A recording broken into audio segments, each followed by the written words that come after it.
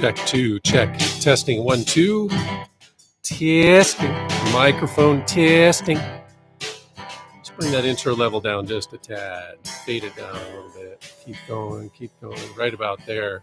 Check 1, 2, check 2.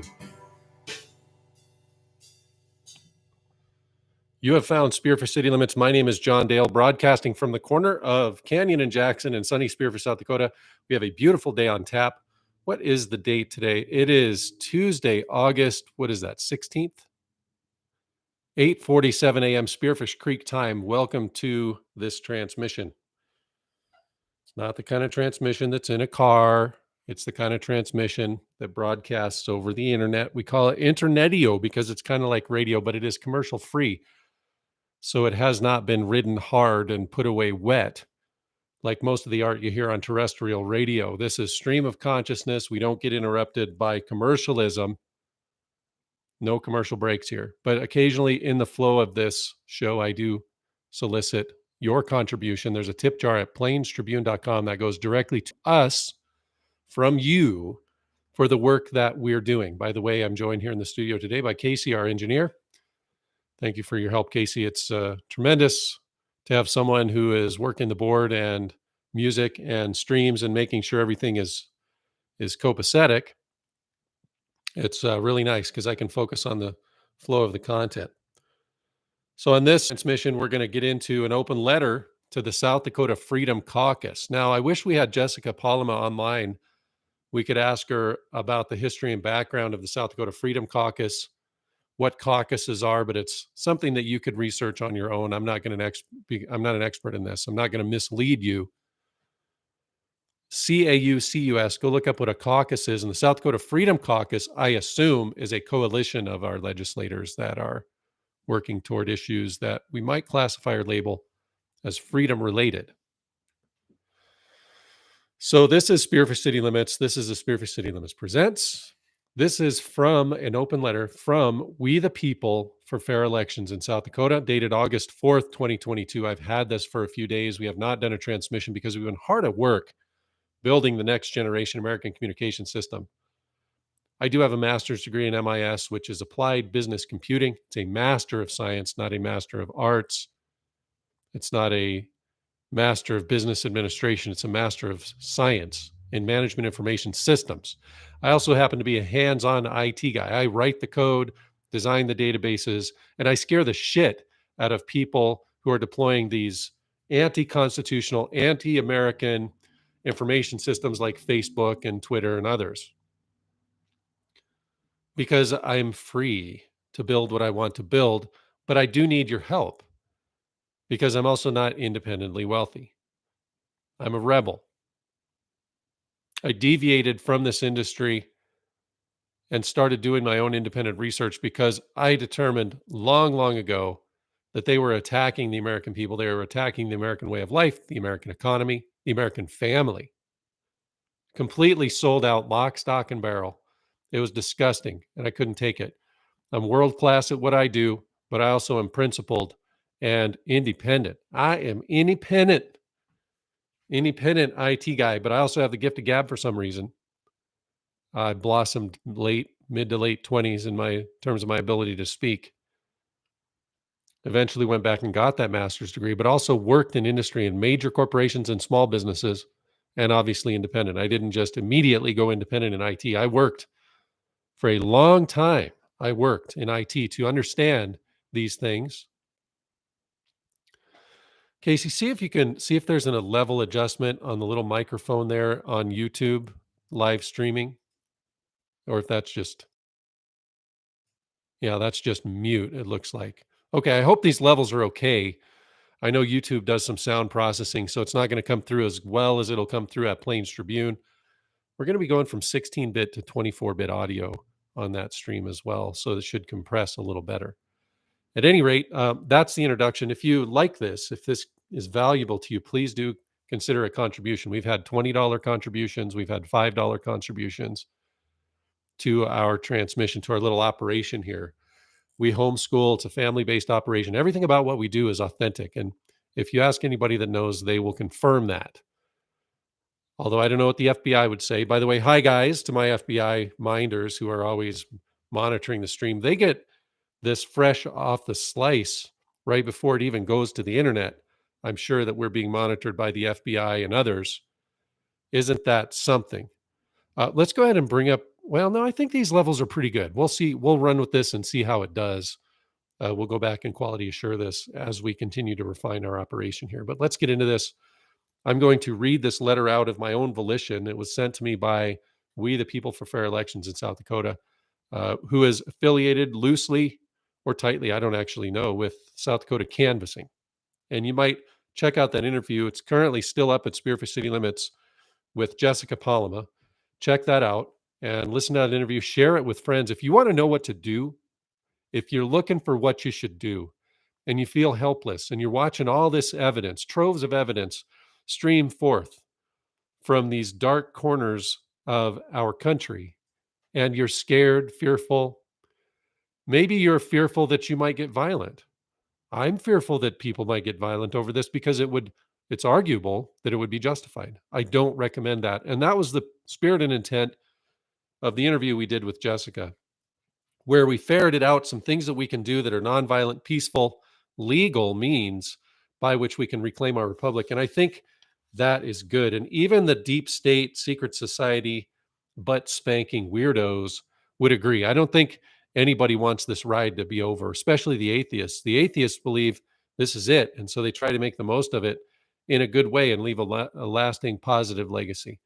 And let's not exclude the Christians, and let's not, you know what? Let's not exclude the Satanists either, because they're on a path, and that path may lead to righteousness someday too. Let's create a free market here in the United States where anybody can participate. And if you produce a good product that improves the human condition some way, you should be allowed access to that market and you should be able to be successful in your life. How about that as a core American principle? So let's get into this. August 4th, 2022, to the Freedom Caucus of South Dakota. We, the People for Fair Elections in South Dakota, do call upon the newly formed Freedom Caucus of South Dakota to prioritize secure and transparent elections above all other issues and concerns. We, the people, believe freedom stems from our sacred right to vote for our elected representatives and officials given to us by Almighty God, who is foundation of our great nation. Many brave American men and women have bled and died to protect and preserve our constitutional republic. Our free republic is based on leaders chosen by the people. Each vote must be protected and secured to ensure our faith in the democratic process. Public trust in the election process is produced through transparency and communication from the state and local offices charged with this duty. To our great dismay, there is neither transparency nor open communication in the South Dakota state and county offices charged with election administration and security. The exhaustive research and work of We the People for Fair Elections in South Dakota has proven that South Dakota elections are controlled by a third party, for-profit private company who is now directing the state and county officials to hide all of the election data and audit trail, which provides transparency and verification in the counting of the vote. Our state's attorneys and Secretary of State quote what ES&S, that stands for Election Systems and Software Incorporated, ES&S, deems publicly available information. They have not researched the law, rather quoted what ES&S considers to be trade secrets. Make no mistake, trade secrets have no place in free, fair, and transparent and secure elections. Our elections must be of the people, for the people, and by the people. If we have no post-election audit system, no hand count, and no audit trail from the ES&S tabulating machines, we do not have transparent elections. No one in the state of South Dakota has seen the source code used to program the vote tabulating machines. No one has verified the count. No one has proven our elections are secure.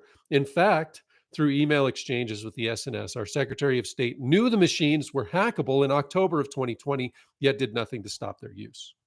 We, the people for fair elections, have proven by independent web security scans that Secretary of State and many of our counties do not maintain secure websites. However, our voter roll database is hosted on these vulnerable websites.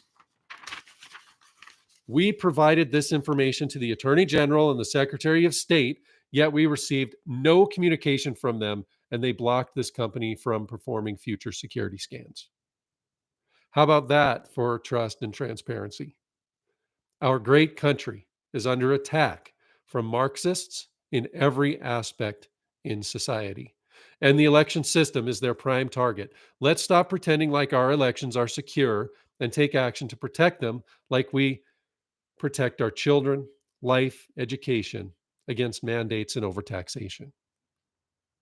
We, the people, call on you, the Freedom Caucus of South Dakota, to stand with South Dakota voters, hear our cry for change in our election system, and to act immediately to rectify this situation. The list of grievances against the state and counties is long. We, the people, fully intend to use any and all resources prescribed by law to hold those in power accountable. Freedom starts with free, fair, secure, and transparent elections. This must be the utmost priority. Without fair elections, nothing else matters. The only way to defend the republic is to restore election integrity immediately. South Dakota is failing on all fronts. Under God, the people rule. Sincerely, we the people for fair elections in South Dakota. So there you have it, an open letter to the Freedom Caucus of South Dakota. There's this company called ES&S, which runs the machines that run our elections, and we have not reviewed the source code for those machines.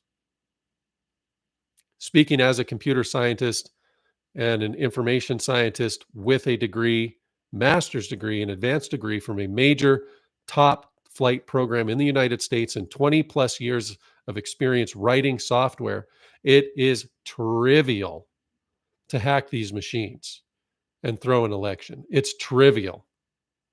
You can modularize the algorithms. So for this election, you plug in this algorithm, and this election, you plug in this algorithm, and it could be installed with the USB sticks that contain the formatting metadata for the ballot, because every ballot is different. And so the structure and format of the ballot on the paper has to be just so that the machines that count the ballots and read them know where the little ovals are basically on that plane of the paper, so that they can then count them and tabulate them. And as you can imagine, it's just like 2 lines of code and you could absolutely throw an election. It's ridiculous. And nobody has reviewed this. We need the format, the formula for success here is small precincts and hand counting, and do it in parallel. It's a parallel processing problem. So when you parallel process the count and distribute that workload across citizens and across precincts, not only is it more difficult to hack an election, but you're going to get more accurate counts, in my opinion. There will be less user error if you do it properly than the machines generate. And this company is called ES&S, and I'm sure it has lineage in Smartmatic. It's probably tied to Dominion. If it's not using the exact same source code in a lot of cases, it's probably using source code that follows the same pseudo structure. And so you've got to kick out these companies that have trade secrets with the interest of protecting our election. In fact, it's time to throw out all of the machines that are used in our elections, unless and until a high school graduate can maintain it and understand it and audit it down to the microchip level. Think about that. We want our high school graduates to be employable in a market for the future. The computer systems we use to communicate with one another should be secure, and that security should be auditable by a high school graduate. This is the standard. In my opinion, this is the standard. If it can't be done by a high school grad, it shouldn't be done. They scanned the Secretary of State's website and looked at the voter rolls exploitability and found that certainly the websites have some issues. They're hackable. I presume that the Evidence of those scans is accredited and signed, sealed, and delivered by professionals. And it was turned over to the AG and nothing was done. Does this sound like the gold standard for elections? When the canvassing group went out to places that had 5 registered voters at a location, over 90% of those voters that were registered at a particular location didn't even live there anymore. Does this sound like a gold standard for elections? According to South Dakota Canvassing, it's time to scrap our voter rolls entirely and have everybody in the state re-register. They have proven this, according to We the People for Fair Elections in South Dakota. It has been proven within a reasonable shadow of a doubt standard. It's been proven. Does this sound like a gold standard for elections? Let's cue up that outro music. Same song, different spot in the broadcast. I'd like to thank Jessica Palma, South Dakota Canvassing, and We the People for Fair Elections in South Dakota. You're doing a good, important work here for South Dakota. Keep it up. This is John Dale. You've been listening to Spearfish City Limits broadcasting from the corner of Canyon and Jackson. Oh my gosh, in Spearfish, South Dakota. Current time, let's see, it's 9:03 Spearfish Creek time. And I'm so glad to have you with us. Please spread the word about this broadcast. We are the hottest internetio broadcast in South Dakota. We'll be back around the bend with more great content soon. Thank you so much. Have a great day.